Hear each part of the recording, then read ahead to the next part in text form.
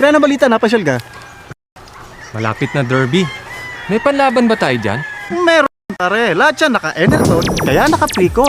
Sandali lang, pwede na i-advance. Sa Enerton kasi, may tamang timpla ng concentrates at pellets. Walang tansyahan, dahil may split piece, walang sayang, madaling tunawin. May phytic acid neutralizer para tanggal ang masamang epekto ng asido. Okay na to. Madaling kondisyon dahil naka-Precon. Enertone, the #1 used ready mix maintenance feeds.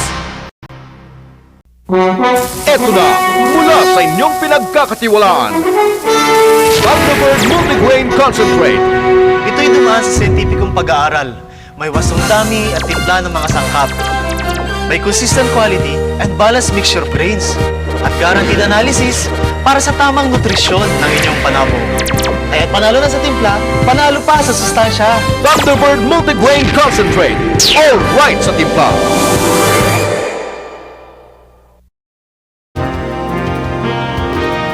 Ito na ang bagong timpla ng Thunderbird Multigrain Conditioner at Concentrate. May guaranteed analysis. Malinis, makintab at madaling maabsorb. Pampalapad, pampalakas at pampalusog ng katawan.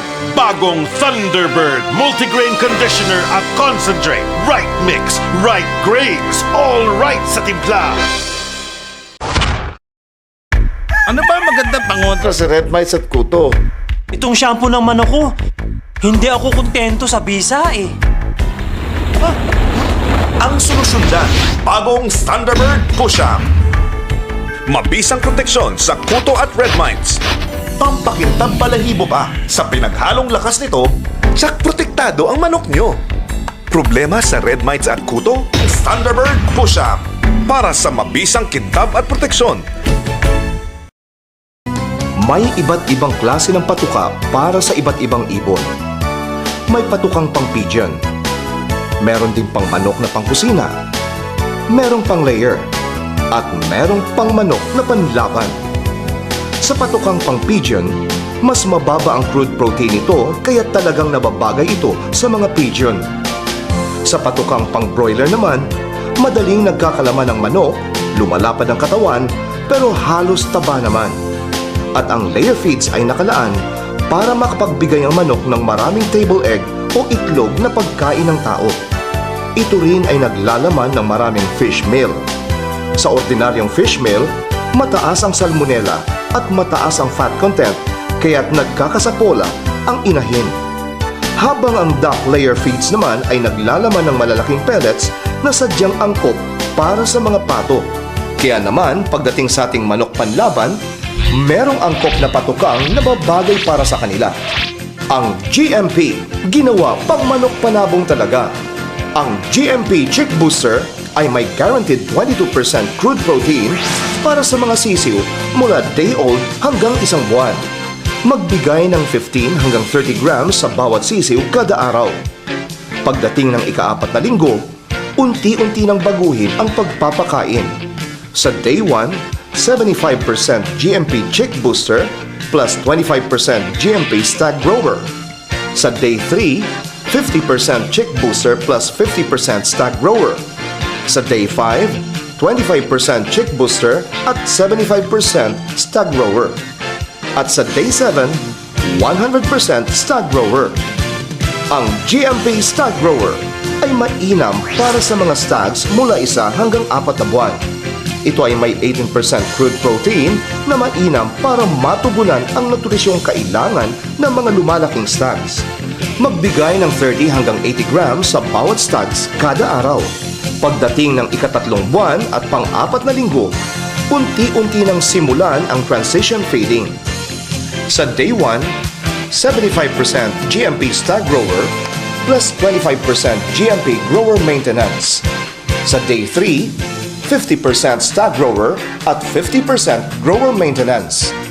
Sa Day 5, 25% Stag Grower at 75% Grower Maintenance. At sa Day 7, 100% Grower Maintenance. Ang GMP Grower Maintenance Pellets ay nababagay para sa mga tinaling 4 na buwan pataas.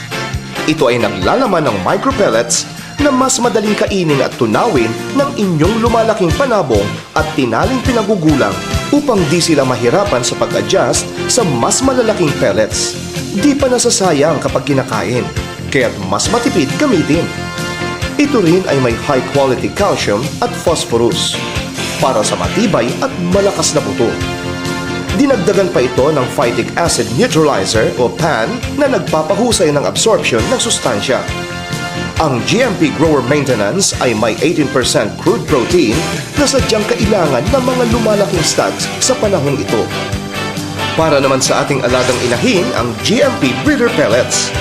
May calcium, phosphorus at vitamins para sa malusog na inahin, pampadami ng itlog at pampatibay ng shell. Ito rin ay may 18% crude protein at ginawang micropellets para madaling kainin ng inahin. Magbigay ng 30 hanggang 80 grams sa bawat inahin kada araw.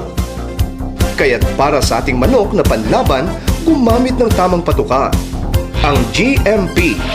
May essential nutrients na angkop sa pangangailangan ng inyong mga alaga. Ba't kapag gagamit ng ibang patuka? Mag-GMP na! Dahil ang GMP, ginawa pang manok panabong talaga. Abot kaya pa. GMP, ginawa pang manok panabong talaga. Ngayon, may breeder pellets na. May calcium, phosphorus at vitamins para sa malusog na inahin. Pampadami ng itlog at pampatibay ng shell. Para sa iyong alaga, ba't kapag gagamit ng layer feeds? Mag-GMP na! Ang GMP, ginawa pang manok panabong talaga. Abot kaya pa!